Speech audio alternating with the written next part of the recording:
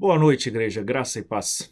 Hoje, quarta-feira, já dia 23 de setembro de 2020. O ano vai caminhando para o seu final e a vida vai seguir o seu curso. A gente vai perceber o mundo vivendo dentro da pandemia, mas a gente vai percebendo Deus conduzindo todas as coisas. A pandemia, como toda crise mundial, ela vai causar danos, tem causado danos, tem causado sofrimentos, tem causado mortes, tem causado perdas incalculáveis ainda, e a gente sabe que ela vai deixar sua marca negativa.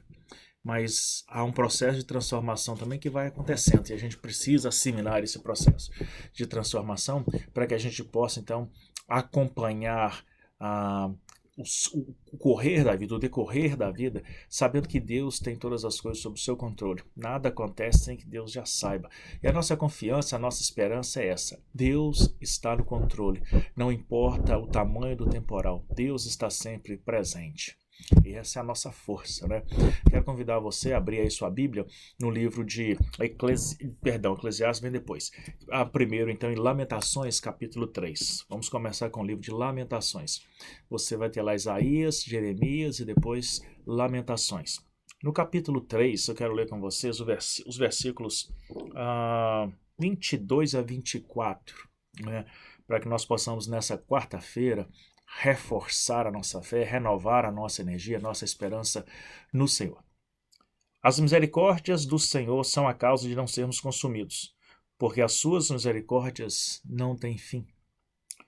Novas são a cada manhã, elas se renovam a cada manhã. Grande é a fidelidade do Senhor. A minha porção é o Senhor, diz a minha alma. Portanto, esperarei nele. Nós devemos esperar no Senhor. Não importa as circunstâncias à nossa volta. Precisamos confiar no Senhor, esperar no Senhor, porque Ele tem a solução. Ele tem a sua promessa que nos foi dada. A vida é curta, a vida é um vapor que se esvai, a vida é algo que existe e passa. A vida nunca foi projetada aqui na Terra para ser eterna. A vida nunca foi projetada aqui para ser para sempre. A vida tem a sua data de começo e a sua data do fim.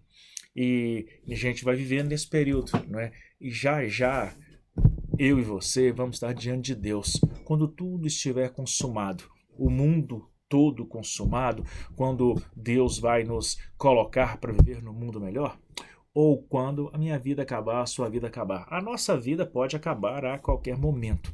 A gente espera viver muitos anos, né?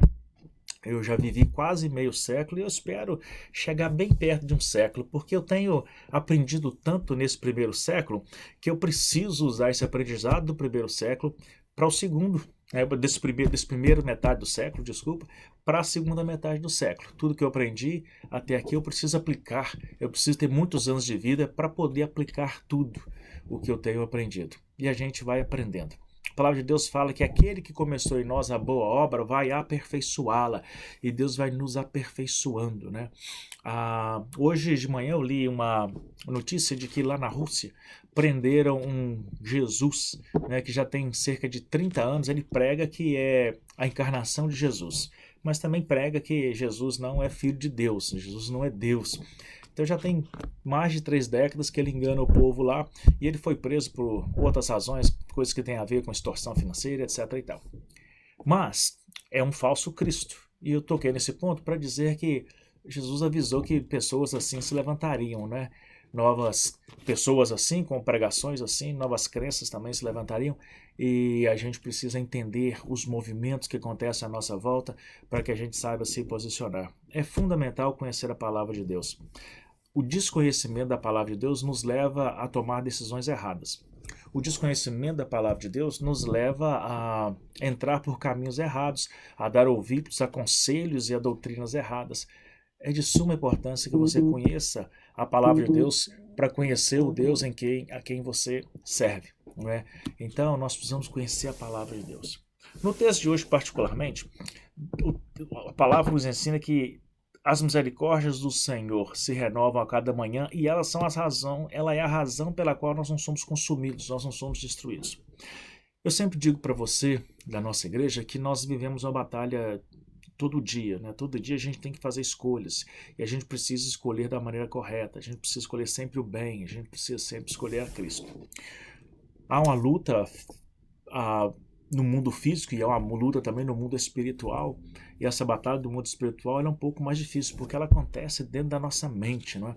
E a gente precisa fazer as escolhas certas, nos alimentar e nos proteger. A mente precisa ser fortalecida, protegida e guardada. Muitas das vezes a gente entende quem nós somos. E quem é que nós somos? Nós somos não merecedores de nada daquilo que Deus nos dá. Nós não somos merecedores, pelo contrário. Então, essa consciência de que nós não somos merecedores, ela às vezes nos sufoca e nos faz entender quão pequenos nós somos diante de um Deus tão grande, e quão insignificantes nós somos, e quão miseráveis nós somos, e quanto nós não merecemos a graça. Mas Deus quer nos lembrar diariamente de que a graça de Cristo nos alcançou e pela nossa fé afirmada em Cristo e o nosso empenho em viver segundo os ensinamentos de Cristo, segundo a sua vontade, vai nos mantendo diante desse Cristo e por isso as misericórdias do Senhor vêm, nos resgatam e nos perdoam. Não é que nós somos bons, não. Nós somos perdoados dos nossos erros. Os nossos pecados são perdoados, né? Jesus Cristo morreu para perdoar os nossos pecados. Romanos 8:1 vai dizer que não há nenhuma condenação para os que estão em Cristo Jesus. E esse texto aqui de Lamentações nos lembra que a razão pela qual nós não somos consumidos não é porque a gente está conseguindo ser bom. Não, é porque Deus não se importa com a nossa incapacidade de ser bom. Ele nos ama e Ele vai nos perdoando os pecados. Eu sempre destaco que não dá para viver uma vida largada, né? Porque Deus sabe a diferença entre alguém que está se esforçando para permanecer no caminho e comete um deslize e peca e falha por causa das limitações humanas, e Deus sabe quem realmente só virou as costas para Ele, porque Deus, ao contrário de nós, Ele conhece o coração. Então, nosso coração não pode tentar enganar a Deus. Nós vivemos nesse tempo onde tudo mudou, não é? É o tempo chamado da pós-modernidade. E quando a gente começa a pensar em tudo aquilo que mudou, a gente precisa ter uma nova interpretação da vida. A gente precisa ter uma nova interpretação das coisas da vida. Não dá para aplicar a receita da vida nos dias de hoje da mesma maneira que ela foi aplicada na década de 70, 80, 90 e até mesmo início dos anos 2000. O mundo mudou e nós precisamos mudar a receita do nosso viver. Nós precisamos mudar, assimilar as nossas expectativas para que elas se encaixem dentro da realidade dos tempos em que nós vivemos. A palavra de Deus, ao contrário da receita do mundo, não mudou. A palavra de Deus é a mesma. Então nada foi mudado, nada foi ajustado e nada deve ou vai ser ajustado. A palavra de Deus é o que é. Nós aqui precisamos saber aplicá-la nas nossas vidas e dentro dos contextos e dentro dos desafios que nós vivemos. É comum você se sentir sobrecarregado, é comum você se sentir condenado, porque pesa sobre nós o peso da condenação. Só que Cristo quer trazer à nossa mente, diariamente, que Ele morreu para perdoar pecados. E desde que nós estejamos debaixo da sua proteção, todos os nossos erros e pecados estão perdoados, estão justificados nele. Ou seja, Ele pagou a fiança, Ele pagou o preço, Ele pagou o valor que deveria ser pago pelo meu erro, pelo meu pecado. Então, desde que eu esteja na presença dele, diante dele, vivendo de acordo com seus princípios, desde que eu aceite os princípios de Deus para a minha vida, Cristo vai lidando comigo, Cristo vai me ajudando, pelas misericórdias do Senhor que são renovadas a cada manhã, a ter a esperança do céu. Então, a minha esperança do céu, a minha fé, a minha expectativa daquilo que virá, não é porque eu me ache bom, não é porque eu me ache uma pessoa perfeita, pelo contrário. Entendendo a imperfeição que eu sou, levo essas minhas imperfeições, que é toda a minha vida e meu ser, diante da cruz de Cristo, apresento isso diante do Senhor e busco viver de acordo com os princípios e os ensinamentos dele. Isso é estar em Jesus. Nenhuma condenação há para os que estão em Cristo Jesus. Quem são os que estão em Cristo Jesus? Aqueles que buscam viver segundo os seus princípios, segundo os seus propósitos, buscando cumprir a sua vontade. Tem um texto também em Hebreus capítulo 4 que fala assim, versículo 1: visto que nos foi deixada a promessa de entrarmos no descanso dele, no descanso de Deus, temamos que alguns de vós pensem que tenha falhado. Essa sensação de ter falhado, ela é constante, não é? Porque nós nos conhecemos. E nós entendemos essa necessidade de Cristo.